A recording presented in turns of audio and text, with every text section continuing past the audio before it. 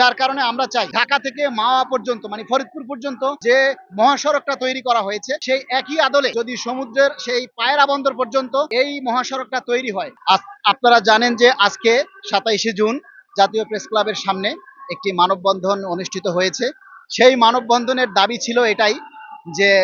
দক্ষিণবঙ্গ তথা বরিশাল বিভাগ বাংলাদেশের একটা অন্যতম বিভাগ, যে বিভাগে দেখেন একটা মানে সমুদ্র বন্দর রয়েছে, তারপরে একটা পর্যটন কেন্দ্র রয়েছে কুয়াকাটা, তারপরে যে পায়রা বন্দর যেটা সেটা, তারপরে বরিশাল বিশ্ববিদ্যালয় রয়েছে, বরিশাল বিজ্ঞান ও প্রযুক্তি বিশ্ববিদ্যালয় রয়েছে, এছাড়া আরো অনেক শিল্প কারখানা প্রতিষ্ঠান যেগুলি তৈরি হতে যাচ্ছে। কিন্তু আপনারা দেখেন বাংলাদেশের সমস্ত জেলায় বিভিন্নভাবে বাজেট প্রণয়ন করা হচ্ছে, বিভিন্ন বিভাগে বাজেট দেওয়া হয়েছে, অথচ বরিশাল বিভাগে ফরিদপুর ভাঙা থেকে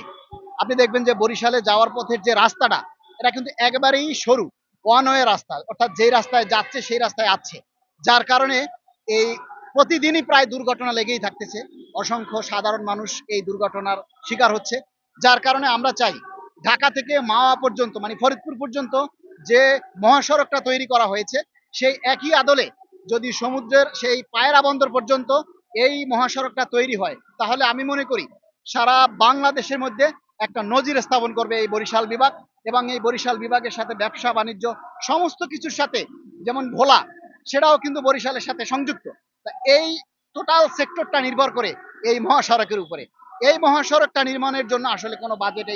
এইবারে রাখা হয়নি। তাই আমরা সরকারের কাছে বিনীত অনুরোধ করছি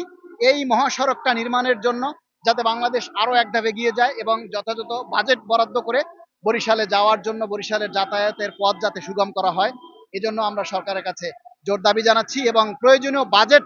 এই খাতে বরাদ্দ রাখার জন্য এবং এই মহাসড়ক নির্মাণের কাজ করার জন্য আমরা এই সরকারের কাছে জোর দাবি জানাচ্ছি।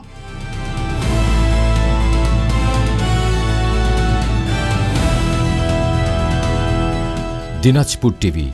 মানুষের জীবনের কথা বলে।